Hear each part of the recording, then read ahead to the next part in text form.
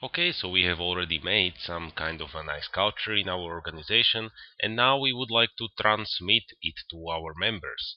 And the basic idea here is going to be the socialization. So, sorry, my pen again. Socialization. Zation. What is it? It is very important to understand this word properly, especially in a sense of organizations. So it is going to be the process.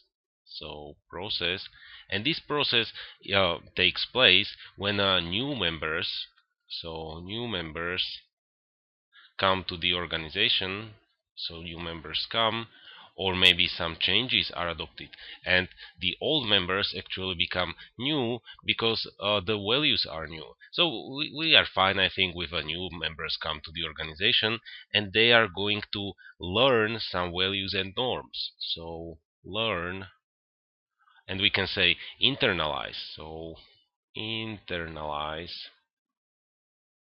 some values and norms and norms.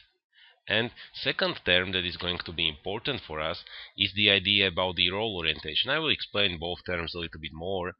Just I write down the definition. So role orientation is the characteristic way. So this is the way a newcomer, so newcomer responds to some specific situation, to some situation.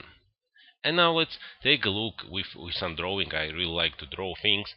So let's say every day you are facing some choices and you are facing some situations. So let's say you will face the situation that there is sun outside. You look out of the window and you see that there is a light outside, and there are going to be two people. This one I will call him optimist. So this is going to be my optimist, and this is going to be pessimist. So here will be another guy, and he will be pessimist. And now let's take a look on socialization. So they are, instead of working in a company, they will now face this situation for several days. So here will be some several days, and there will be some other variables which will be clouds and maybe some people around these guys. So they will decide somehow. So the optimist will say, okay, I will go out. So he will go out when he sees the sun. But the pessimist will say, no, I will definitely not go out, so I will stay home. So stay home.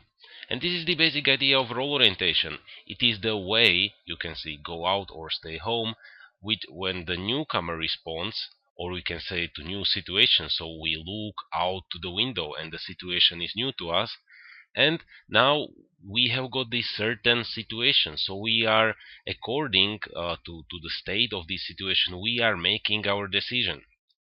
And then there is the process of socialization, so that there will be much more variables around us.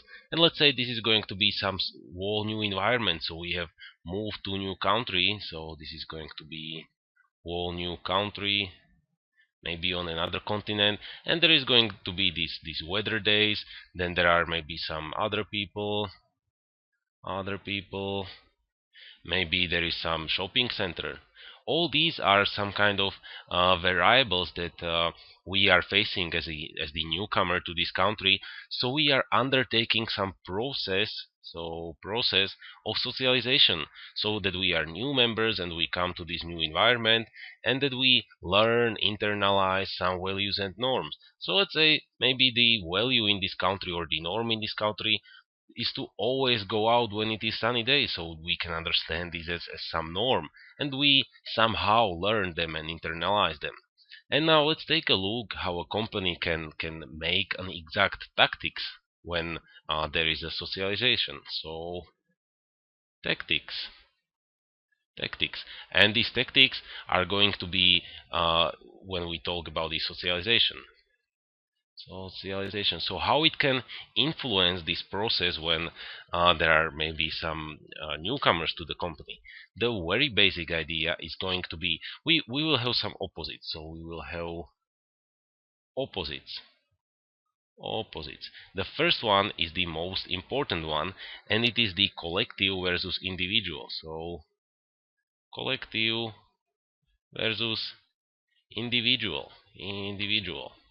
And this is the reason why this is so important is that if we select the collective socialization, we will somehow produce a standardized response. So here we will have standardized response. And why is it so?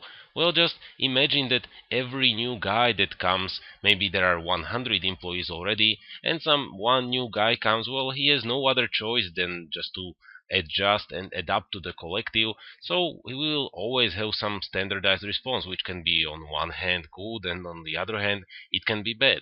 And if it is bad, we can choose the individual one, where we try to create some sense of unique. So unique experiences, and we can try to pursue some innovation. So innovation, maybe this new guy will see a whole new way how to organize our business. So let's move to second, and it is going to be the formal versus informal. So formal versus informal. And that now we can either segregate, so we can, sorry, my colors, so we can try to segregate newcomers from existing organizational members, and it will be the formal side. So we can segregate from other members, from other members. And in the informal part, we try to train them based on their colleagues or based on their peers. So based on colleagues. And you can already imagine it. If we make it very formal, maybe we take these newcomers to some separated building and we train them there so they are not influenced by the colleagues which are already there. Or we can choose the informal side and we can base their experience and base their role orientation according to their colleagues. So we can move to the third point, and that will be my last point. There are more, but these three I see quite interesting and the most intuitive ones. So it will be sequential versus random. So sequential versus random. And this is going to be very simple. We can organize their experiences in sequence. So sequence, or we can simply base them on their interests. So base on interest, so that maybe we can call this new guy and tell him, okay, you have now this guided tour through the company, so you will see really the sequences of the company as we want you to see it. And on the other hand, we can base it on their interest. So maybe he will come to the building, and at first he will go to cafeteria to have some coffee, then he will check maybe the printing machines. So it will be really random how he is receiving the information and how he is actually organizing his socialization process. So this was the idea, and these were the tactics how we can transmit our organizational culture to our members. So hopefully see you in next video.